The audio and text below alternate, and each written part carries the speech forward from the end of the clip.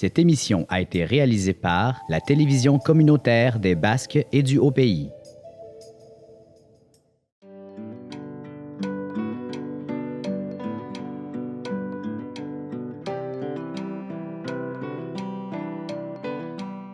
Bonjour, Ghislain vient de prononcer un mot qui me fait figer un peu, qui me rend un tantinet nerveux. Quand en studio on entend le mot « Saturne », il semblerait que je fais partie de celles et ceux que quand le mot « Saturne » est prononcé, ça fait un petit quelque chose. Ghislain a raison, ça fait un petit quelque chose. Donc c'est un tantinet nerveux que je vous adresse le bonjour et vous souhaite la plus chaleureuse et cordiale bienvenue pour cette nouvelle saison qui s'annonce 2019-2020. J'espère que vous avez passé un excellent été, que la température vous a plu. Je réalise à la couleur de mes cheveux puis les vôtres, fort probable que le temps file à une vitesse vertigineuse. À telle enseigne que dernièrement, je posais la question à quelqu'un en blaguant, là, je disais, je me demande si dans l'ancien temps, dans le vieux temps, on appelle ça le vieux temps, si le temps filait aussi vite qu'il file par les années que nous connaissons. Tout cela étant dit, je remercie Ghislain et Marc-André de m'accueillir une autre fois dans les studios pour cette nouvelle saison. Une nouvelle saison qui va tourner autour d'un thème. Pour un certain nombre de semaines, j'ignore, là, parce qu'il y a du travail à faire après chaque émission pour faire le montage de l'émission à venir, comme dans n'importe quelle émission, ça va de soi, mais il reste que j'ai un thème principal que je vais, avec les gars de la technique, là, qu'on va ensemble ramener à des émissions qui ont déjà été diffusées, mais des parties d'émissions, question de vous mettre dans le contexte. La série d'émissions que je vais débuter, ça s'appelle « Carte d'affaires ». Ça a été baptisé Carte d'affaires par une dame, une ex-réalisatrice à Radio-Canada, qui, après avoir lu ces articles-là, m'a dit « Bien, M. Bourdage, c'est votre carte d'affaires ». Elle a ajouté qu'il y avait des choses à faire avec ça. Ça me gêne un peu de vous en parler. Disons que si je la laissais parler à ma place, je vais reprendre ce qu'elle m'a dit, là. Elle dit, moi j'ai demandé, vous dites qu'il y a quelque chose à faire avec ça? Elle dit, oui, mais c'est quoi d'après vous? Ben, elle dit, un roman, une télésérie ou un film. J'arrête ici parce que je suis juge et parti. Mon ego étant ce qu'il est, ben, je veux dire, ça serait flatteur de savoir que ça se matérialiserait comme ça. Carte d'affaires, c'est une série de 4 courts textes que j'ai eu le privilège de voir publiés dans le journal Montréal Campus de l'Université du Québec à Montréal au printemps 2019. Avec vous, je vais faire la lecture de ces 4 articles-là. Il y a une mise en garde que je dois faire. Certains passages sont très durs, très pesants, lourds. Ils risquent de déranger. Ces passages-là me dérangent. Et c'est quand même la réalité, ma réalité et celle de beaucoup de personnes. C'est un texte qui confirme que des gens ont souffert, que des gens souffrent encore, et j'en fais la narration. À l'opposé, au fil des émissions, vous verrez aussi que le mot « réhabilitation » est un mot, en plus d'exister, qui a une dynamique. Ça existe, la réhabilitation, pour qui le veut. Que ce soit des femmes qui sont en prison ou des gars en prison, la réhabilitation, elle est possible. Je ne suis pas un exemple de réhabilitation. Ce que je veux mettre en évidence, c'est tout ce qui a contribué à ma réhabilitation. Si je suis devant vous ce matin, je le dois à un paquet de monde. Un paquet de monde. Et si cette émission-là pouvait leur rendre hommage, ce serait un des buts que je peux me donner.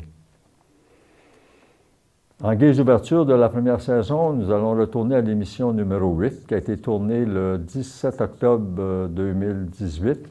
Le nom de l'émission, c'est « De la prison à la télévision ». Après la projection de ces 6 minutes et demie à peu près de cette émission-là, je vais vous revenir, puis ensemble, en fait, je vais vous lire l'entrée de la carte d'affaires. Donc, là-dessus, bon visionnement. Au plaisir, à tout à l'heure. Bonjour, bienvenue à notre une huitième émission, cet automne de 2018. C'est-à-dire que j'ai, dans la dernière émission, parlé des sujets que je souhaitais aborder au cours de la saison qui commence, et je me suis révisé. J'ai pensé qu'il était pertinent, rendu à cet âge-ci, à la 8e émission, de me présenter. Oh, il y a des gens qui peuvent dire « T'es qui toi? » Puis, ou encore « C'est qui ce gars-là? » Je suis comme vous, je suis porteur d'une histoire de vie. Certains de mes chapitres sont carrément noirs. Ils sont noirs parce que j'ai contribué à les noircir. Je vais un peu diminuer mon propos, là. J'ai ma part de responsabilité dans le fait que je les ai noircis. Les sujets que je me propose d'aborder au cours des semaines à venir sont, je dirais, des conséquences ou des conséquences, des résultats d'examen de conscience que j'ai fait au fil des ans, à partir des chapitres noirs de mon histoire de vie. D'emblée, je peux vous dire que j'ai fait de la prison, moi. De la prison provinciale, je suis passé au pénitencier. Vous imaginez que... Non, vous ne pouvez pas vous imaginer. Je vais vous dire que j'en avais besoin. Je n'en avais pas le goût. Ça, vous pouvez en être assuré. Il m'a même été offert à l'époque d'utiliser la voie VOIE, puis peut-être aussi la voie VOIX, d'un plaidoyer de détraquement mental, ce qui aurait peut-être permis, je dis bien peut-être, permis à ce que je ne connaisse ni prison ni pénitencier et que je me trouve dans une institution pour les gens souffrant de troubles mentaux. J'ai refusé à l'époque. Je savais que je portais des parts de responsabilité dans le drame dont je suis auteur. Et il y a quelque chose en dedans de moi, quoi au juste, je ne le sais pas, mais il y a quelque chose en dedans de moi qui disait « Mon bonhomme, tu vas faire face à la musique ». Ça a été, à certaines époques, pour ceux qui connaissent la musique, ça a été un style de musique que je dirais à caractère wagnérien, la musique de Wagner. Pour ceux qui s'y connaissent un peu en musique, Wagner, c'est pas nécessairement le plus doux, c'est pas du Liszt, c'est pas du Beethoven. Wagner, c'est du Wagner et il y a eu, oui, des périodes qui ont été, je dirais, wagnériennes. Je suis pas venu, et je ne suis pas en ondes en ce moment pour faire la promotion des livres que j'ai écrits, loin de là. Je ne suis pas en ondes non plus pour justifier ou même oser tenter de justifier ce que j'ai fait. Ce que j'ai fait ne se justifie d'aucune façon. Et là, ça s'explique, je dirais qu'en termes de santé mentale, ce que j'ai fait en 1989, bientôt 30 ans, là, ça s'explique. Et ça, je l'ai expliqué à beaucoup de monde. Il n'en demeure pas moins qu'il y a un qualificatif qui s'applique tout de suite après l'explicatif, c'est celui d'injustifiable. Il n'y a rien qui justifie ce que j'ai fait. Ça, c'est aussi ma responsabilité. Brièvement, je vais vous présenter les titres et je vais peut-être commenter aussi là, les titres des 4 ouvrages que j'ai eu le privilège de publier. Au départ, vous dire que m'adresser à vous encore en ce moment, ce matin, 8e émission, là, 17 octobre, c'est un privilège. Vous vous imaginez un ex-bagnard, ce dont je suis, qui bénéficie d'un plateau d'antenne de télévision communautaire. Je suis un bonhomme gâté, très gâté. Je ne questionne pas est-ce que je le mérite ou non, là. J'en suis pas là. Tout simplement pour dire que j'ai le privilège de m'adresser à vous autres, incluant ce chapitre très noir de ma vie. chapitre très noir pour lequel nombre de gens, et là, quand le nombre de gens, c'est passablement nombre, peut-être même beaucoup de monde. Chapitre noir dans ma vie pour lequel nombre de gens ont souffert et souffrent encore. J'en suis conscient. Quand je vous disais que de la prison et du pénitencier, j'avais besoin, c'est que les gens avec lesquels j'ai eu le privilège de travailler en milieu carcéral étaient des gens convaincus de l'existence de la réhabilitation. Et ces gens-là m'ont accompagné pendant nombre d'années. Je m'en viens au livre.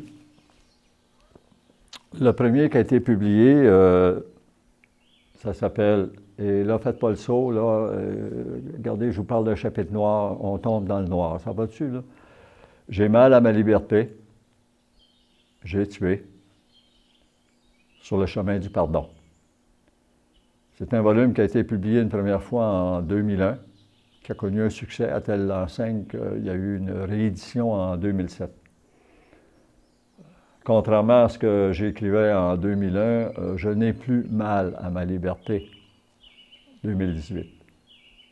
Le fait demeure, oui, j'ai enlevé la vie. Et sur le chemin du pardon, je pense que la couverture elle-même indique qu'au fond, la lumière est au fil des décennies qui sont passées depuis ce drame-là, je suis passé par le chemin du pardon. Rebonjour. Vous avez visualisé, comme moi, les 6 minutes et quelques secondes de cette émission-là qui s'appelait, je me rappelle, et qui s'appelle toujours « De la prison à la télévision ». J'ai le goût de vous dire que, dites-vous que quelqu'un qui se ramasse en dedans, c'est l'expression qu'on avait, nous, lorsque j'y étais en 1989, en prison, quelqu'un qui se ramasse en dedans, c'est parce que ça va mal dans le shop. J'avais donné on peut appeler ça des cours, j'ai fait des interventions à la prison de Rimouski plusieurs années après en être sorti de la prison, pas de Rimouski, mais d'ailleurs. Dans le cadre de cours en psychosociologie, j'avais été invité à rencontrer des détenus qui suivaient une formation en réhabilitation et mon premier propos, je leur rappelais comme moi que quelqu'un qui se ramasse en dedans, c'est que ça va mal, et l'expression c'était que ça va mal à la chope. Je suis de celles et ceux pour qui ça allait très, très mal à la chope, puisque je me suis retrouvé un jour en 1989 en prison, puis après ça au pénitencier. Carte d'affaires. Qu'est-ce que carte d'affaires? Je dirais que c'est peut-être des écrits qui sont les plus condensés. Dans l'émission numéro 8, je faisais aussi la présentation de 3 livres que j'ai écrits et un chapitre d'un volume qui a été publié en France. Disons que Carte d'affaires, elle a ramassé tous mes écrits passés, là, c'est 20 quelques années. J'ai condensé ça dans un document que la dame de Radio-Canada a baptisé Carte d'affaires. Je vais faire la lecture du début de ce texte-là. Si vous pouviez vous imaginer à quoi ça ressemble une cafétéria d'un pénitencier un samedi matin, on va commencer par là. Carte d'affaires. C'est samedi. Dans la cafétéria quasi déserte du pénitencier où j'habite, avec un plus jeune que moi, je prends place à une table. Donc, on est 2. J'ai 46, 47 ans. Mon copain est dans les 24, 25. Conversation à bâton rompu jusqu'au moment où, sans aucun avertissement, je lance à mon copain de tôle cette question. « Tu connais-tu ça, toi, les 10 commandements de Dieu? » Mon chum, mon copain, me regarde, fronce les sourcils. Il devient sceptique, puis vraiment, là, surpris, vraiment, je le décontenance, ma question le dérange. Il a peut-être logé quelques sacs, parce que c'était mon cas aussi à l'époque. Là. pour me dire, où est-ce que tu vas avec tes skis un matin, les 10 commandements de Dieu, puis je pense qu'il n'a même pas fini sa phrase que j'enchaîne. Puis je dis, ben moi, les 10 commandements de Dieu, je les ai fuckés du premier au dernier. Pire que ça, s'il y en avait eu 11, je me suis organisé pour fucker celui-là aussi. Au début, je dis dans la cafétéria quasi déserte du pénitencier où j'habite, je vais vous raconter que à l'époque où j'étais au pénitencier, 1989, 90, 91, fin 89, les fins de semaine au pénitencier, c'est la Dolce Vita. Il y a très, très peu de monde à la cafétéria le matin, un petit peu plus le midi, beaucoup plus le soir. Les gens se font ce qu'on appelle la grosse matinée de fin de semaine. Fait qu'au pénitencier, le samedi, disons que le climat se prêtait pas possiblement à ce que j'aborde cette question-là avec mon copain Leto, les 10 commandements de Dieu. Et c'est vrai. Je me suis ramassé en prison parce que les 10 commandements de Dieu, je les ai fuckés du premier au dernier. Je continue mon texte. Je viens de vous présenter un des topos de ma vie d'avant la tragédie et qui, dans une certaine mesure et mesure certaine, explique le drame dont j'ai été l'auteur en 1989. Je fais une relation avec le contenu de l'émission que vous avez regardé tantôt là, et je reviens à un qualificatif. Je parle ici d'expliquer. Le mot injustifiable demeure. OK? Si vous vouliez, là, gardez ça à l'esprit tout le long de Carte d'affaires. Ce que Bourdage raconte, là, ça s'explique, ça ne se justifie aucunement. Et il n'y a rien qui justifie ce que j'ai fait. Pour autre tableau de cet avant-drame, comme chanté par Marjo, plusieurs d'entre vous connaissent la chanteuse Marjo qui est extrêmement vivante, là. Pour ceux qui connaissent Marjo, ma vie d'avant, je l'ai vécue à fond la caisse. Je pense que j'étais d'actualité il y a 30 ans de ça. En 1989, j'étais d'actualité, j'étais 2018-2019. Je pense qu'il y a beaucoup de gens aujourd'hui qui vivent leur vie à fond la caisse. À fond la caisse. Quand on dit que le temps passe vite, à quelque part, je pense que nous contribuons à ce qu'elle passe vite parce qu'on est pris dans un, je ne sais pas, un roulement, une rapidité de vie, les activités, il y en a, c'est plein, plein, plein. On est sollicité partout, on est dans la surconsommation, on est dans le surendettement, je pense qu'on traverse une période de on est au-dessus d'un paquet de choses qui dépassent un peu ce que je peux appeler, moi, l'équilibre, et je le dis de façon bien honnête et bien humble aussi, là. On est dans une période, nous traversons une période où il faut être au-dessus d'eux pour être capable de réaliser des choses. Peut-être que je me trompe, à tout événement. Ma vie d'avant, je l'ai vécue à fond la caisse, ou encore, comme le décrit ce jeune sportif qui, interviewé, nous dit qu'il donnera son 110 %. Genre, extrême, excessif, abus de toutes sortes, prédisposant au burn-out. J'ai été un adepte du 110 %, moi. Et un jour, sur les ondes, je me demande si ce n'est pas l'émission de Pierre de Maisonneuve à Radio-Canada, il y avait une émission sur la façon dont on vivait notre vie, notre façon contemporaine. Puis quelqu'un avait parlé du 100 % ou non, même du 110 %. Et j'avais dit, j'avais appelé pour m'avoir interviewé sur les ondes, j'avais dit que à mon humble avis, dans le 110 % il y avait 11 points de trop. Si je savais me limiter à 99, si je m'étais, moi, limité à 99, je ne serais pas ici en train de vous parler de Carte d'affaires. Je ne serais pas allé au pénitencier. Puis les gens qui ont souffert et qui souffrent encore de ce que j'ai fait, ça n'existerait pas. Quand on dit que la tempérance, c'est-tu la tempérance qui a meilleur goût? En tout cas, la modération a meilleur goût. Ce n'est pas juste des mots, c'est un fait. Je suis dans l'apprentissage du meilleur goût, de la modération. Et parfois, c'est très difficile. Donc, ce jeune-là qui nous dit qu'il vivra, qu'il donnera son 110 %, ce que ça a entraîné chez moi, burn-out, avec ses composantes, épuisement émotionnel, le cœur, les émotions, les sentiments, rationnel, la tête, spirituel, mes valeurs. Au plan corporel,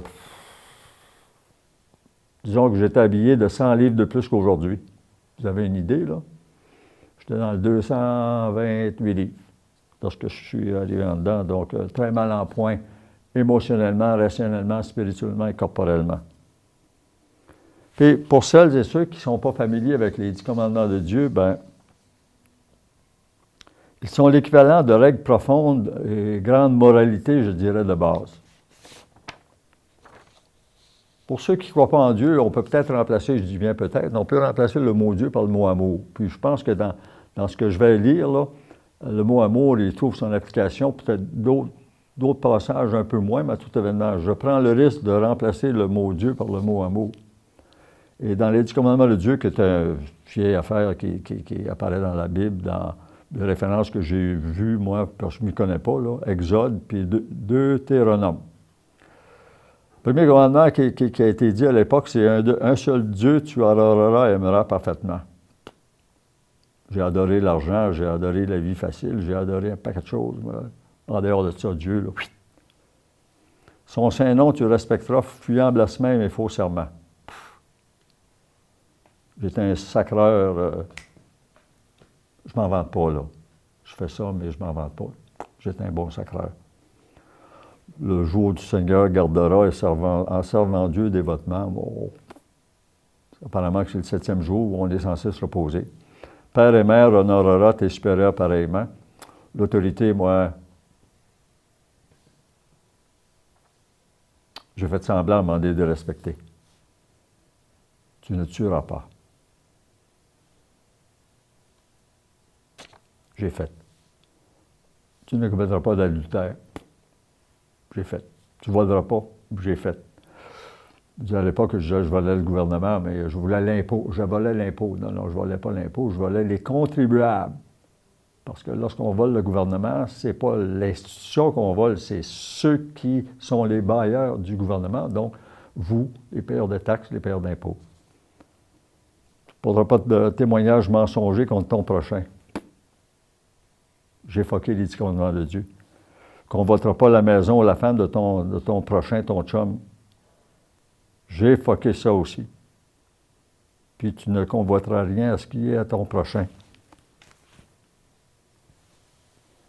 Je reviens au texte du début, j'ai foqué les 10 commandements de Dieu. Donc tout ce que je viens de vous lire, moi j'ai fait sauter ça, puis comme on fait sauter, comme des bandits vont faire sauter une banque à un moment donné. Je suis privilégié, hein, de vous parler en ce moment. Je suis chanceux, hein. Est-ce que je le mérite? J'en ai déjà parlé dans une autre émission. Je ne m'attarde pas à ça parce que je ne suis pas là pour ça. Puis je n'ai pas la capacité non plus de m'exprimer là-dessus. Je suis juge et partie, donc je suis subjectif. Impossible pour moi d'être objectif. Tout ce que je peux vous dire, c'est que je suis privilégié. Oui, je voulais m'en sortir.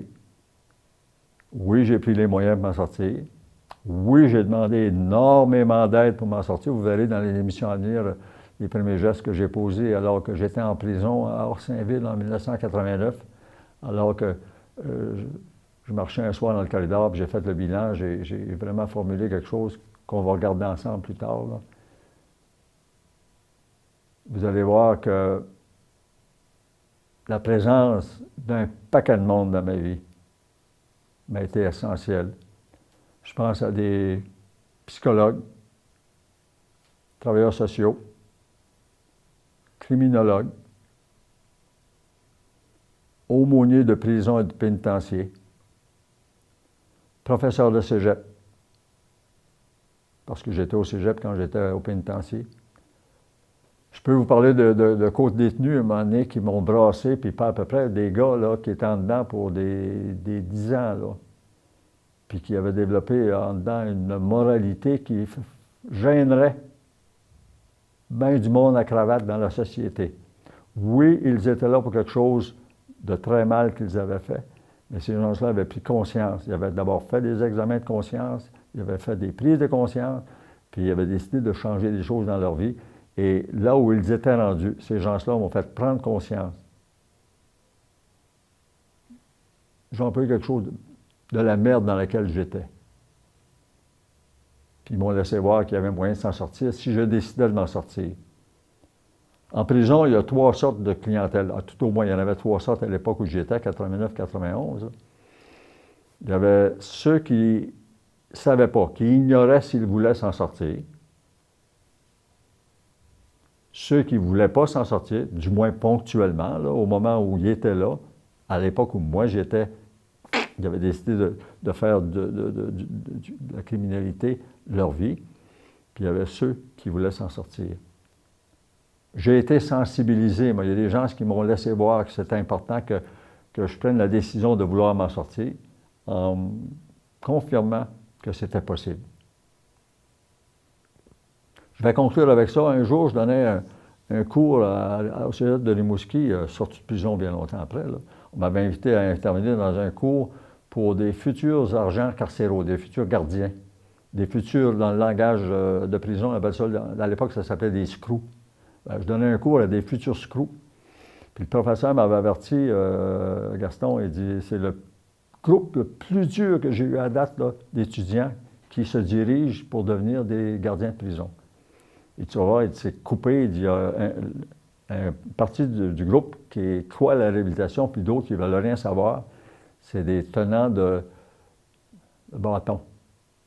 Puis on traverse une période aujourd'hui où le bâton, d'après moi, est grossi. On a le jugement très, très dur vis-à-vis des gens qui, comme moi, ont piqué du nez. C'est leur choix. Moi, je suis un tenant de la réhabilitation. Et à ces futurs agents-là, je me suis adressé, nerveux un peu au début, là, sachant que j'avais un auditoire comme celui-là. Mais ça s'est très, très bien passé. Puis je leur ai demandé à ceux qui croyaient à la réhabilitation pourquoi ils croyaient, puis ceux qui ne croyaient pas, pourquoi ils ne croyaient pas. Puis ensemble, on a échangé là-dessus, juste avec nos différences de vision, là.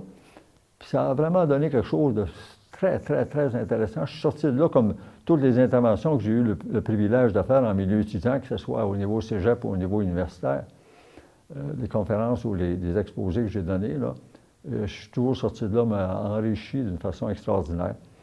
Et parlant d'enrichissement, ben, si vous aviez le goût de m'enrichir de vos commentaires, au bas de l'écran, vous aurez le numéro de téléphone de la station TCBH, Télévision des communautaires des Basques et du Haut-Pays. En même temps, pour les abonnés de YouTube, il y aura aussi une référence en bas de l'écran qui dira comment vous rendre sur Réflexion sur la vie, Gaston Bourdage, YouTube. Là-dessus, ben, au plaisir et à la prochaine. Au revoir.